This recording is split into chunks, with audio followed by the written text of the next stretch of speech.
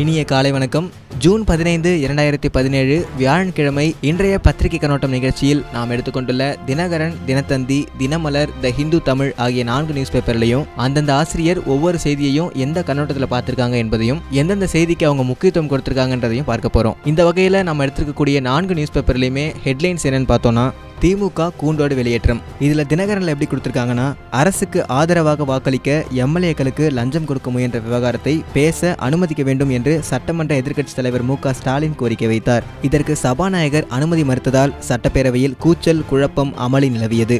இதனால் திமுக உறுப்பினர்கள் கூண்டோடு வெளியேற்றப்பட்டனர். பின் சாலையில் அமர்ந்து திமுக, காங்கிரஸ், முஸ்லீம் லீக் எம்எல்ஏக்கள் 93 பேர் மறியலில் ஈடுபட்டதால் கைது செய்யப்பட்டனர் தொடருது. இதே செய்தியை தான் தினத்தந்திலையும் ஹெட்லைனா கொடுத்திருக்காங்க. தினகரன் டு த பாயிண்ட் கொடுத்திருக்க செய்திகளை தினத்தந்தி கொஞ்சம் எலாபரேட்டடா கொடுத்திருக்காங்க. இதற்கு அடுத்தபடியான முக்கியமான செய்தியா கொடுத்திருக்கிறது, தினகரன்ல ஜிஎஸ்டி வரி செலுத்தாவிட்டால் வியாபாரிகள் உடனடி கைது. தமிழ்நாடு சரக்குகள் மற்றும் சேவைகள் வரிக்கட்ட முன்வடிவை வணிக வரித்துறை அமைச்சர் கே.சி. வீரமணி பேரவையில் தாக்கல் செய்தார். 280 பக்கங்கள் கொண்ட சட்ட முன்வடிவில் கூறப்பட்டிருப்பதாவதுன்னு சொல்லி அதுல குறிப்பிடப்பட்டுள்ள விஷயங்களை சொல்லியிருக்காங்க. அதாவது சரக்கு மற்றும் சேவை ஆகியவற்றின் உற்பத்தி அல்லது இறக்குமதி தொடங்கி சில்லறை விற்பனை வரை ஒவ்வொரு நிலையிலும் வரி விதிக்கப்படும். தமிழ்நாடு சரக்குகள் மற்றும் சேவைகள் வரி சட்ட முன்வடிவு மூலம் தமிழகத்துக்கு கிடைக்கக்கூடிய அம்சங்கள்னு ஒரு 4-5 பாயிண்ட்ஸ் கொடுத்திருக்காங்க.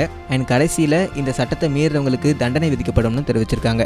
இதற்கடுத்து தினத்தந்தியில பெட்ரோல் டீசல் விலையில் தினசரி மாற்றம் நாளை முதல் அமல். பெட்ரோல் நிலைய ஸ்ட்ரைக் வாபஸ். நள்ளிரவுக்கு பதிலாக காலை 6 மணிக்கு நாள்தோறும் விலை மாறும். பெட்ரோல் டீசல் விலையில் தினசரி மாற்றம் செய்யும் நடைமுறை நாளை முதல் அமலுக்கு வருகிறது. நள்ளிரவுக்கு பதிலாக காலை 6 மணிக்கு விலை மாற்றத்தை அமல்படுத்த மத்திய அரசு ஒப்புக்கொண்டதால் பெட்ரோல் விற்பனை நிலைய உரிமையாளர்கள் வேலை நிறுத்தத்தை வாபஸ் பெற்றுள்ளனர் என்று தெரிவிச்சிருக்காங்க. இதற்கு அடுத்தாற்போல் ஒரு திடுக்கிடும் செய்தி எல்லா பேப்பர்லையும் இடம் பிடிச்சிருக்கு. திருப்பதி கோவிலில் குழந்தை திருட்டு. திருப்பதி வெங்கடாஜலபதி கோவில் வளாகத்தில் தூங்கிக் கொண்டிருந்த தம்பதியின் 9 மாத குழந்தையை மர்ம நபர்கள் திருடி சென்ற சம்பவம் பரபரப்பை ஏற்படுத்தியுள்ளது. இதற்கு அடுத்தபடியா நேத்திய பத்திரிகை தெரிவிச்ச மாதிரி தினகரன்ல வந்திருக்க செய்தி, சென்னையில் திடீர் மழை. இந்த செய்திக்கு ஒரு போட்டோ தான் போட்டிருக்காங்க. அதாவது 3 ஸ்கூல் பசங்க யூனிஃபார்மோட நடந்து போய்கிட்டு இருக்காங்க கொற்ற மழையில. அவங்க ஐஸ் சாப்பிட்டுக்கிட்டு மழையை ரசிச்சுக்கிட்டு மழையில நடந்து போற மாதிரி படம் அமைஞ்சிருக்கு. அதுக்கு கீழே குறிப்பிட்டிருக்காங்க, சென்னை மற்றும் புறநகர் பகுதிகளில் நேற்று மாலை திடீர் மழை பெய்தது.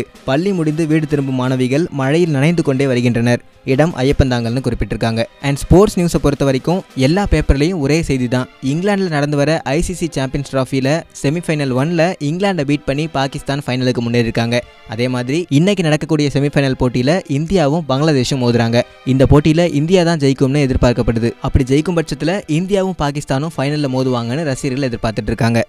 தினகரன் பேப்பர்ல சிபிஎஸ்இ 12ஆம் வகுப்பில் தோல்வி அடைந்தவர்களுக்கு மறுதேர்வு 21க்குள் விண்ணப்பிக்க வேண்டும்னு இந்த நியூஸை போட்டிருக்காங்க.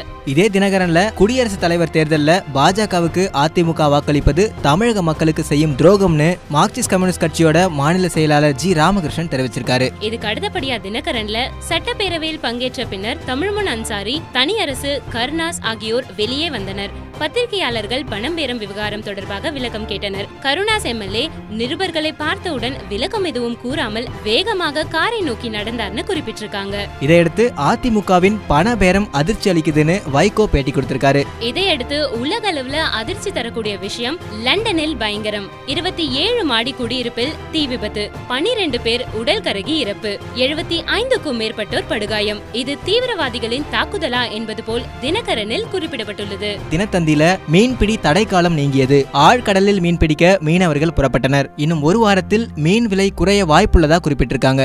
அதே தினத்தந்தில அடுத்த செய்தியா, வாணியம்பாடி அருகே ஆந்திர அரசு பாலாற்றின் குறுக்கே 36 அடி உயரத்தில் புதிய தடுப்பணையை கட்டி வருகிறது. இதனால் தமிழக விவசாயிகள் அதிர்ச்சி அடைந்துள்ளனர். இதோட கண்டினியூட்டி தான் த ஹிந்து தமிழ்ல கொடுத்திருக்காங்க. கொசஸ்தலையில் தடுப்பணை கட்டுவதை தடுக்க வேண்டும். அன்புமணி ராமதாஸ், ஜி.கே. வாசன் வலியுறுத்தல். அடுத்தபடியா பூமியை கண்காணிக்கும் செயற்கைக்கோளுடன் PSLV C-38 ராக்கெட் 28ஆம் தேதி விண்ணில் செலுத்தப்படுகிறது என்ற இஸ்ரோ விஞ்ஞானிகளின் தகவல் தினத்தந்தியில் குறிப்பிடப்பட்டுள்ளது. அடுத்த செய்தியா, ஜனாதிபதி தேர்தலுக்கான அறிவிப்பை தேர்தல் கமிஷன் நேற்று முறைப்படி வெளியிட்டது.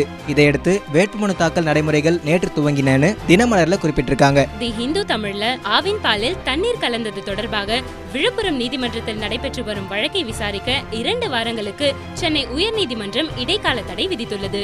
அடுத்த அடுத்தபடியா ஸ்போர்ட்ஸ்ல இங்கிலாந்துல நடந்து வர ஐசிசி சாம்பியன்ஸ் டிராபி செமிஃபைனல் 2ல இன்னைக்கு இந்தியாவும் பங்களாதேஷும் மோதுறாங்க. இந்த போட்டி யுவராஜ் சிங்குக்கு 3வது போட்டியா அமைஞ்சிருக்குன்னு எல்லா பேப்பர்லயும் குறிப்பிட்டிருக்காங்க. இதோட ஐபிசி தமிழ் பத்திரிகை கண்ணோட்டம் பகுதி 2 முடிவடைது. மேலும் இது மாதிரி இன்னும் பல செய்திகளை உடனுக்குடன் தெரிஞ்சுக்க www.ibctamil.com இணையதளத்துல தெரிஞ்சுக்கலாம். இந்த நாள் இனிய நாளாக அமைய ஐபிசி தமிழ் சார்பாக வாழ்த்துக்கள்.